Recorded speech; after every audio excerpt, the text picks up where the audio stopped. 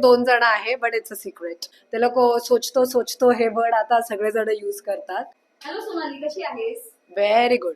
काय सांगशील, बिग बॉसच्या घरातून आली आहेस, काय सांगशील सध्या काय आहे? काय नाही, मिक्स इमोशन आहे. एक्सपेक्टेशन काहीतरी वेगळे होते पण झालं काहीतरी वेगळं. हेल्थ रिझनमुळे मी बाहेर आलाय. तर आता मी थोडी ट्रीटमेंट घेत आहे. पण मी एन्जॉय केला गेम आणि all the best guys. Favourite food काय आहे सोनालीचं? साधं मला खिचडी आणि कढी फार आवडते आणि मला अंडी पण फार आवडतात. Favourite place? Favourite place actually London. Favourite person in life ज्याच्याकडे तू सगळं बोलू शकतेस आणि जवळची व्यक्ती आहे?